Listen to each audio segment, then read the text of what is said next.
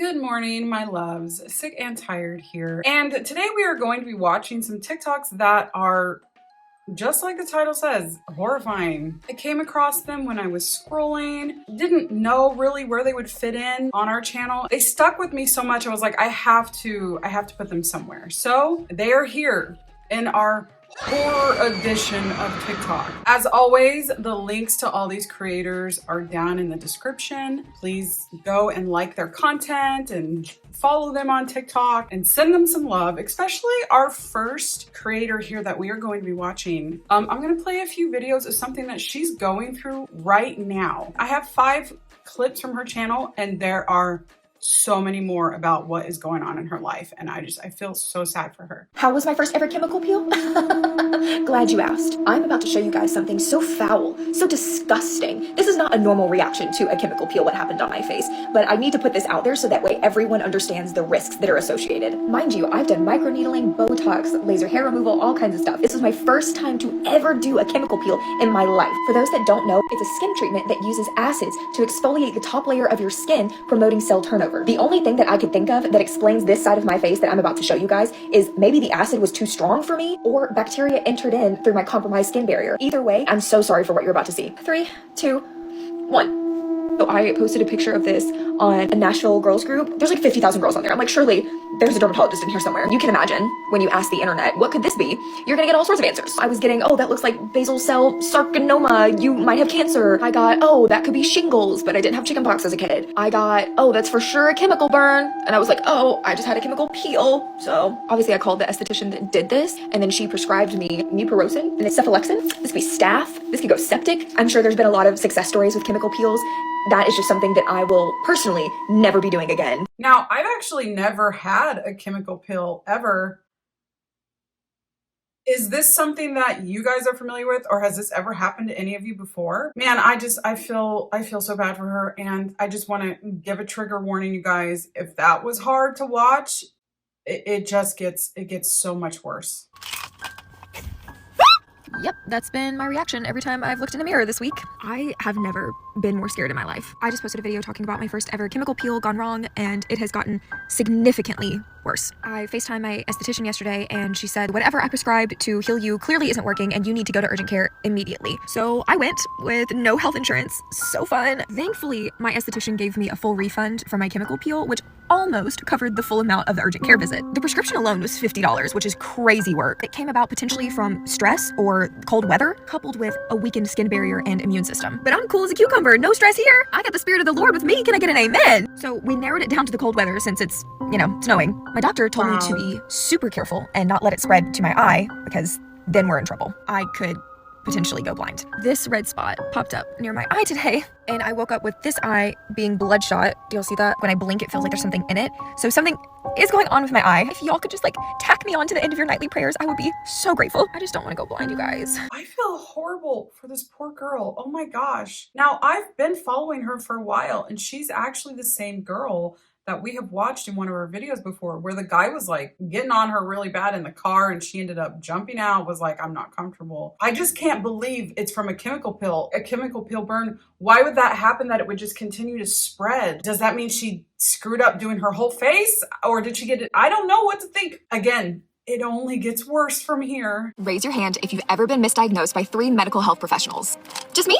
Okay, this could be you if you get a chemical peel done. A few days after the medical esthetician applied the peel, I noticed some redness, swelling, crusting, until it kept transforming and growing into what you see today. The esthetician prescribed me cephalexin and mupirocin. It doesn't get better, it's getting worse. I go to an urgent care. They diagnosed me with shingles. I'm prescribed valaciclovir. It's not getting better, it's getting worse. I call back, she prescribes me prednisone. It's getting worse. I go to the emergency room because the spots are getting closer to my eye, which can lead to blindness if I wait too late. I'm getting scared. My friend is there with me. My mom drove 3 hours to hear what the triage MD had to say. The doctor tells me that nothing has been working because I've been misdiagnosed 3 times. He pulls in another doctor. They consider MRSA, cellulitis, and they finally settle on impetigo, prescribing me sulfamethyl trimethoprim, aka Bactrin. ER and urgent care both took cultures. Urgent care calls me today, says the results from the culture are back. There's no bacteria in it, meaning it can't be impetigo, if that's even how you say it. I don't want to sue the esthetician company for malpractice, especially when they said that whatever is happening to me has nothing to do with the chemical peel at all. I mean, really, what are the odds of me getting my first ever chemical peel and then a couple days later, first ever lesions on my face? Especially when you had a full-grown Labrador Retriever in the room while giving me a peel where you're stripping my skin barrier off and it's susceptible to every type of germ imaginable. You're right. That is so silly of me to even suggest that the two events would be connected. I have missed out on so much work because brands don't want to work with someone who has a flesh-eating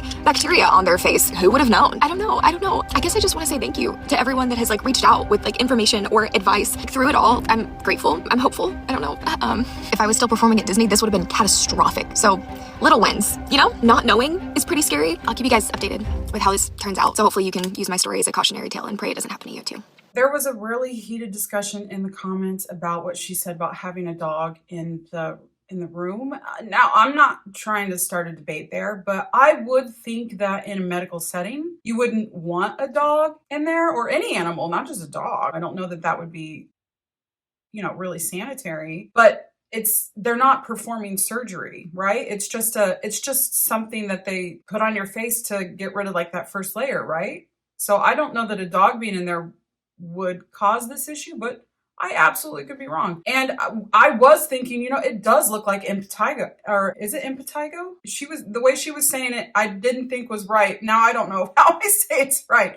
I actually had it when I was a kid, and I was chewing on my lips so much, and it ended up getting infected, and I got impetigo all the way around my lips. And yeah, it was pretty gnarly. It did look a lot like that. I have now been misdiagnosed 5 separate times by the urgent care, emergency room, and dermatologist. We can relate, can't we? Everyone say hi to Noodle. So all these antibiotics that I've been taking for weeks has been doing nothing except disrupting my gut biome. I got my results back from the culture the dermatologist did, which was a more intense screening than the previous 2 I had done. I've been diagnosed with HSV-1 and HSV-2 and staph. I know, right? Dang girl, pick a struggle. You can't have all of them, am I right? Well, apparently you can. For those that don't know, HSV is incurable. I will be living with this for the rest of my life. I can only lessen the effects when I feel it coming on, and another outbreak could literally be brought on by stress or too much sun. I've literally been talking to my past 3 exes about all of this, and the only conclusion we can come to is the chemical peel place, because I've been doing microneedling for years with no side effects, never had a cold sore, etc. If my exes have all been tested and are clean, then the only common denominator is the place that the peel was administered to me. If something wasn't properly cleaned or sanitized, which now I'm second guessing everything. If you're gonna let a dog with a diaper in the room while you're administering it to me, what other Tennessee health code violations are you gonna let slip? I was at peace with the decision not to sue. And don't get it twisted, that doesn't mean that I wouldn't be reporting them to various boards to be held accountable. That just meant I wasn't going to be spending my own money to take legal action. But now that I'm diagnosed with something that has completely changed the way that I'll have to live my life, maybe it's worth a conversation. I don't know. I just feel like there's no way to prove that it came from there. And it might not have. This could just be an unfortunate set of circumstances, but the dogs do need to be addressed because that is a direct health code violation. One that I should have immediately walked away from, but hindsight's 2020. If I am able to get the legal ball rolling, I doubt I'll be able to discuss it online. So just know I am fighting and advocating for myself and attempting to prevent this from happening to anyone else. And it has to be the chemical pill, right? That to me is too much of a coincidence. Oh, well, no, it's not that, but you have this now. What do you mean? It would have to be. She never had any issues until she had that, and then it was day by day, slowly it was getting worse and worse and worse, and it looked like a burn. Would you sue the company that did this to you? I've now been to an urgent care and emergency room and the dermatologist. 2 out of 3 establishments diagnosed me with impetigo, but 2 out of 3 cultures came back negative for bacteria, which rules out impetigo. But apparently they were false negatives, which is a common occurrence if you're already on antibiotics, which I was. If you're ever in my shoes with a chemical peel gone wrong and you don't know what to do to heal, I wish I could tell you conclusively what's helped, but I've been pumped so full of different antibiotic prescriptions, I don't know what's worked for me and what hasn't. My dermatologist told me to keep it covered with mupirocin ointment, and that should help. As far as taking legal action against the establishment that administered it to me, there is no way in a court of law to specifically prove that this was a direct result of negligence on their part. Reading comments from other estheticians, though, was crazy, because the NP who gave me my chemical peel did none of these preventative things. No patch tests, no facials, no weeks of specific skincare prior to the appointment. And for everyone saying to ask for their business insurance information to file a claim to help pay for all of this amounting medical debt,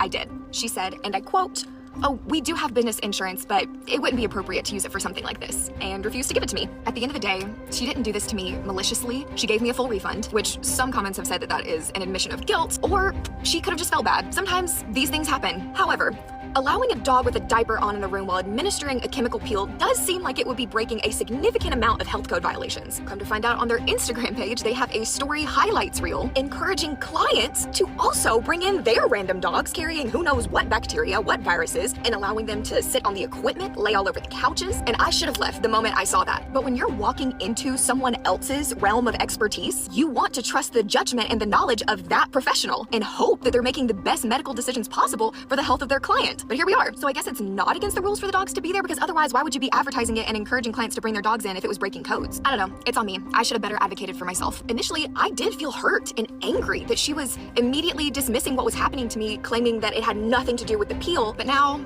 I don't know. It's nice that she's so godly and forgiving, but we're not quite so here on this channel, are we? Fire and blood. I have been through so much medical bullshit in my life now at this point that I don't really care if I hurt anybody's feelings. Like, you get to a point where you're just tired of being ran through the medical system, where you say exactly what's on your mind. If they are violating anything, if they are doing anything wrong, and if they are doing things that can cause things like this to happen to people, and yes, like she said, I put all my trust in them because they're medical professionals, I guess. I don't know. Are they estheticians? I don't know. You're putting all your trust in a professional and then this happens? So this is the last video that I have from her. Again, there is so many videos. Her link is going to be in the description. Go and show her some love.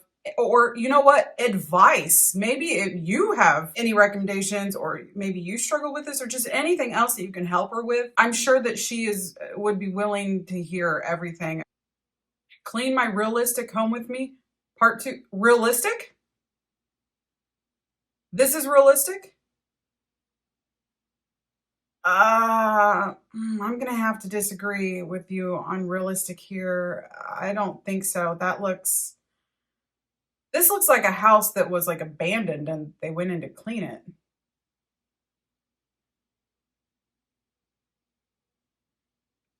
I hope this isn't real. I hope that they're just saying that this was their home for views, which still isn't right, but I just pray to God somebody's not living like this. I've always wondered too, how does it get so messy?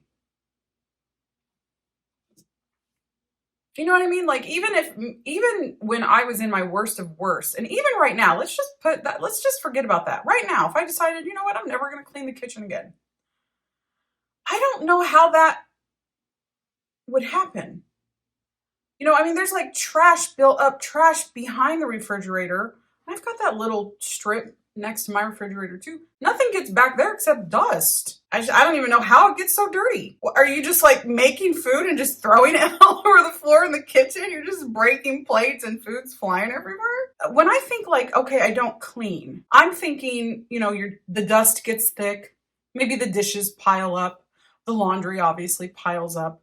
But this looks like just trash. Like I just finished my Cheetos and so I threw them on the ground. Or even like, oh, I took out some Cheetos out of the bag because I was going to eat them, but I changed my mind, so I threw them on the floor. That's not a result from being chronically ill or severely depressed. I don't know what that is. Because yeah, we might struggle with cleaning, but we don't actively make the house disgusting. Do you see what I'm trying to say? Are these red flags? I finished. That's possible.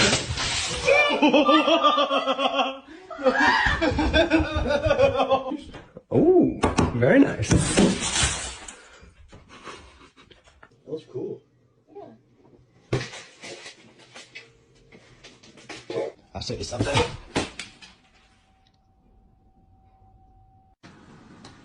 Yes. Why? Ik ben ook wel Yes. Not anymore. Peace. Unbelievable. 1,000 pieces. Dun. Oh my god, Nico, what's wrong with you? Endlich fertig. Boah, ist das hässlich. Yes. Huge red flag. It's just so mean. Why? Why would you do that? Wow. If this ever happens to you, this person's advice, I think, is the best, hands down. Yes, a big red flag. Go and delete his video game history and see how he would react. There you go. Anything like this happens, go delete their video game history and record it. We'll see how funny it is then. Okay, I am crashing out and I need somebody to listen to me because I'm tired of bugging my friends with this. So this is going to be a story time about my psycho ex-neighbor who is still torturing me to this day, even though we don't live in the same complex anymore, okay? So listen, please. Okay, we're going to call her Mary, okay? So my husband and I moved above Mary in 2021. The first day we moved in, I'm unpacking, putting things away. My husband is at work. And she comes up to my door and she says, I'm sorry, I know you just moved in, but can you please turn your music down? Okay, it's like 11 in the morning. I had all the windows open. There was so much beautiful light. Okay, I'm sorry, the sound travels. So I closed the windows and I turned down the music a little bit, okay? And I was like, a couple weeks go by, we don't hear from Mary at all. She gives me smiles and says hi to my dog. And I was like, okay, so it was just that one instance. Maybe it was a little loud. The apartment had thin walls, whatever. No, that was not it. Then summertime comes, okay? We get an air conditioning unit. It's a standing unit. And every single day, as soon as I would turn it on, she starts banging on the ceiling with her broom. From there, it just escalates. Every time I walk in my apartment, she starts banging on her ceiling with her fucking broom. Every time I'd walk to my kitchen, there was one spot on the floors that would creak. Every time I'd walk on that spot, she'd bang on the ceiling. Every time I'm putting my clothes away and I'm closing my dresser drawers, she bangs on the ceiling. Every time she can hear my radio, she's yelling through the floor, shut up! You're so loud! Shut up! And then it gets worse. Then she resorts to calling the cops on us every single day for almost 2 weeks. Every time I'd wake up and I'd walk to my kitchen to go get water, she's banging on the ceiling. I got woken up at 7 in the morning to cops at my door saying, oh, we're getting noise complaints about you. I'm in bed. What do you mean you're getting noise complaints about me? I am in my bed. You woke me up out of my bed. And then they had the audacity to tell me that I need to figure out a way to get along with her. I'm not doing anything. So then I decided I'm done with this. I'm not talking to her anymore. I decided I'm going to get property management involved. So I started recording every time she'd be yelling at us through the floor, every time she's banging on the ceiling, and what we're doing. She's banging on the ceiling. I'm sitting on my couch. She's banging on the ceiling. I'm walking to my fucking kitchen to get water. What am I doing wrong? Then my property management company tells me that she's been complaining about us, but they haven't been telling us because she's done this to the last 3 tenants that lived in my unit. 3 tenants. 3 different people before me that signed that lease that had to deal with this. And they all complained to property management about her. So now I'm saying you need to do something about this. I'm not going to be the one to just sit here and take this. I have all of this video evidence that she's being crazy. You have all of these police reports. I'm not doing anything. So they said, okay, we're going to come to her unit. We're going to listen while you do whatever you're doing. And we're going to hear from her perspective what's going on because maybe it is loud. All right. So they go to her unit. I turn on my air conditioner. My landlord is recording a video to send to me because she was on my side. Okay. She's recording a video to show me what it sounds like. At most, it sounds like a refrigerator humming. Maybe, if that. Okay. That's it. It's not loud at all. She's fucking crazy. So then property management tells me, okay, here's what we're going to do. You buy soundproofing. Buy some soundproofing, put it under the air conditioner, maybe put some blankets under it so the vibration isn't as loud and hopefully it won't bother her as much. Okay. No. I would be saying, look, if that is what's necessary, then you guys are going to pay for it, not me. It's not like I'm doing anything crazy. It's my air conditioner. Oh my gosh. This has me fuming. Oh. So we spent like a couple $100 buying car soundproofing panels to put under the air conditioner. We put them under our bed in our room. We put them behind picture frames. I was trying to soundproof our apartment to please her. It doesn't work. A couple weeks go by. She's still banging and calling the cops on us all the time, by the way. They're coming to our door weekly, and I have to explain to them the situation every single time. And every single time they go, oh, okay. And they leave. Okay. So then one night at like 8 p.m., we are on our couch watching TV, and I get a knock at my door. I open the door. It's her. She reeks of alcohol and she's slurring her words. So I'm like, oh, she's about to flip out on us. I pull out my phone. I start recording her. She is going off about how we're the worst neighbors and how I don't even remember what she said because I blacked it out, but she spews drunk babble on how we are the worst and she doesn't want us to live there anymore. And we need to move if we're going to be so loud and we're not considerate and blah, blah, blah, whatever. And I'm just sitting there recording her like, okay, yeah, okay, whatever. I'm not doing anything. So then I send that video to my property management and I told them you need to let us out of our lease or you need to evict her. I'm not dealing with this anymore. I cannot deal with the cops coming to my door weekly because of some psycho. Finally, they agreed. They let us out of the lease. We moved out. We moved into this apartment now and everything was great for 3 years. 3 years. One day, I noticed a car on our street that looks oddly familiar. It's hers. I'm thinking, oh, what is her car doing here? She must be visiting someone, right? She moved into my new complex. She lives by me again.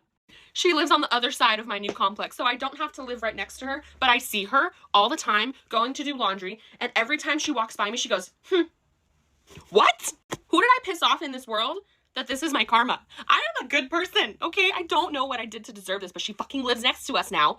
And ever since she moved in, we've been getting so many more emails from this property management company saying, we need to be considerate of our noise in the complex. We need to be considerate of our neighbors. Please turn your TVs down after 10. It's because of her, right? Like, she has to be complaining about the people that she lives next to now.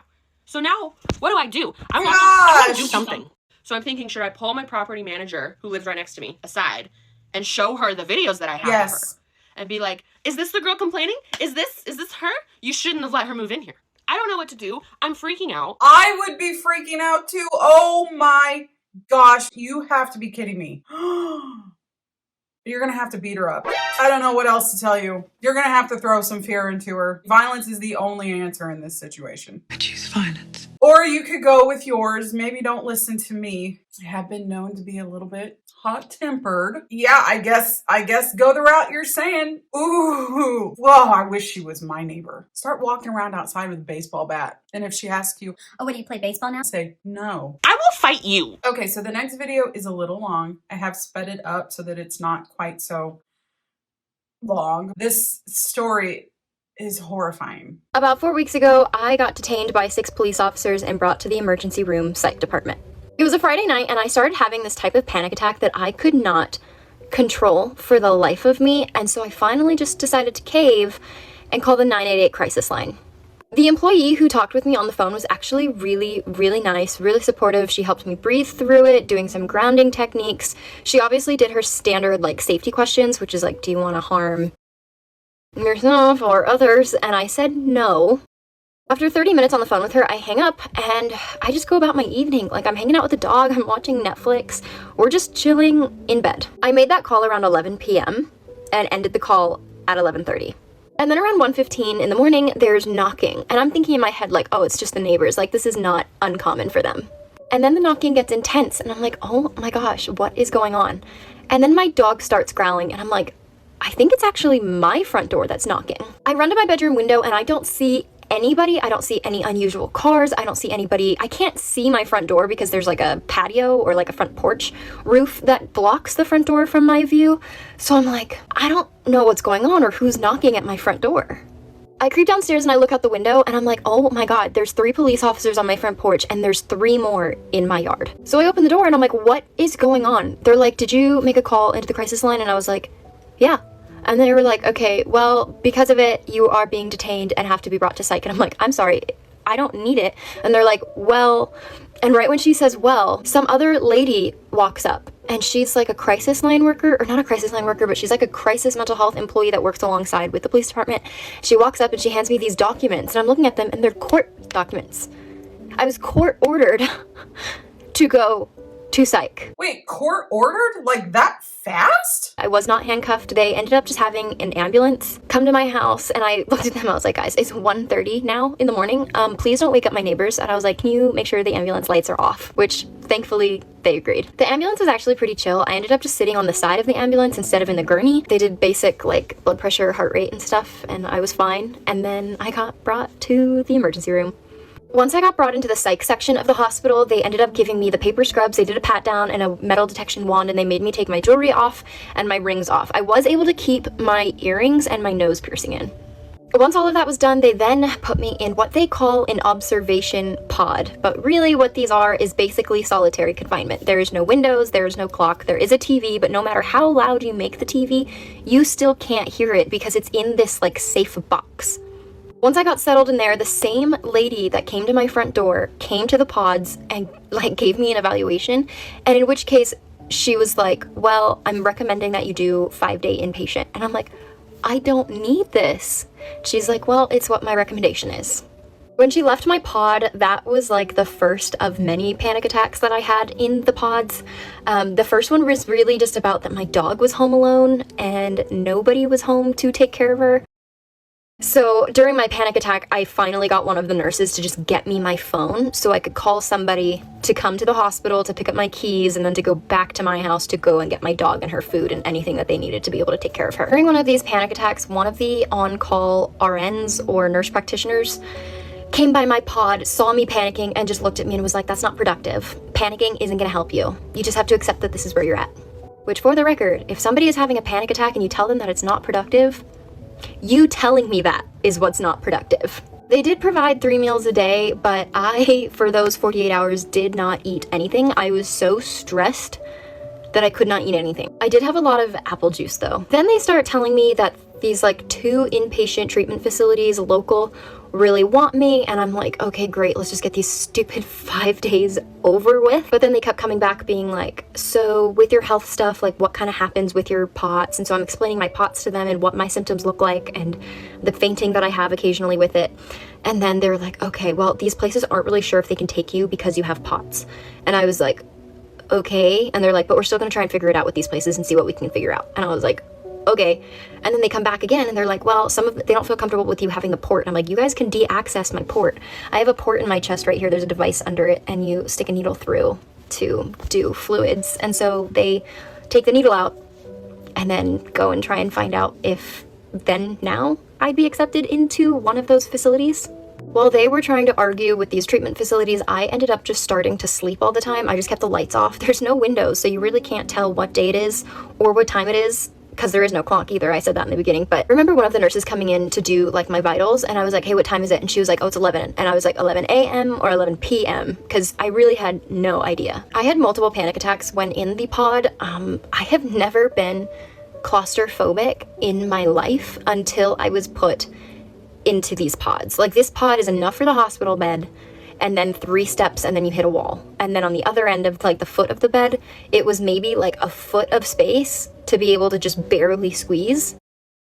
It was a tiny pod. Then after what felt like forever, and probably was forever, or it could have been a few hours, I don't know, somebody came back to talk with me and they were like, so none of the treatment facilities want you because you're too medically complex, so there's not really anything we can do, and we're gonna send you home if you're okay to go home. She just said that to me and I just kind of laughed internally because I was like, you've got to be kidding me. I was okay to not be here. And if you guys really think that I need the 5-day inpatient, you guys are just sending me home now? And it's gotten me thinking, like, what if other people with chronic illness really truly need that 5-day inpatient and cannot get the inpatient because they're too medically complex? It doesn't make any sense. You know what? That's what we're going to start calling ourselves here. We are medically complex. Now, I only listened to like the first maybe minute of this and then decided I need you guys to see this. I did not know that she had POTS and that she has a port there. I have POTS too. I would assume that's a very aggressive form of POTS. My computer sounds so loud right now. I'm sorry. My computer apparently has a lot to say on this as well. I have panic disorder. So I have panic attacks. I usually have a really bad one at least once, like a month, and that's a good month. And I am incredibly claustrophobic. So I know I'd be in a constant state of panic. I'd probably have a freaking heart attack if I had to go into one of those. Oh, you guys, oh my gosh. I have found the greatest creation known to man, and I think I have to get it.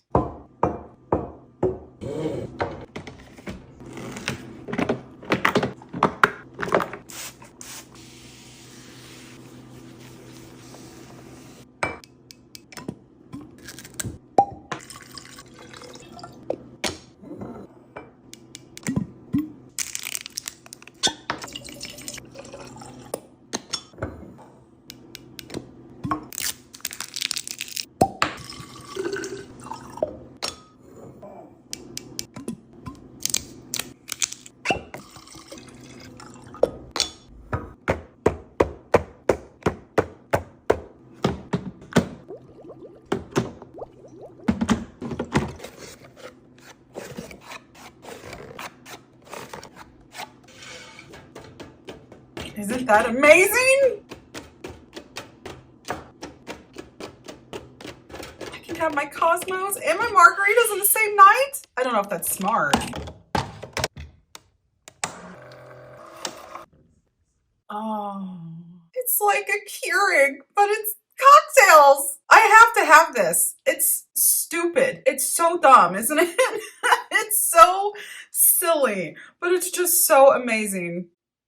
And I'm a sucker for those kinds of videos that people hate, but the ASMR where they click on the things and they're filling stuff, and I don't know, I like them. I just saw a video on my For You page that said you are never going to break a generational curse as long as you are busy still trying to please the generation that is cursed.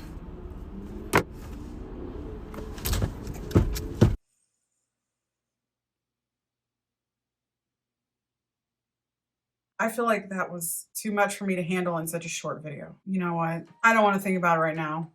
I just want to have a cocktail Keurig and call it a day. Well, thank you so much for joining me today. Were you as terrified as I was watching those? My goodness. Again, links in the description for everybody here. I hope you have a wonderful day. Go out there and own it. I love you guys. Bye.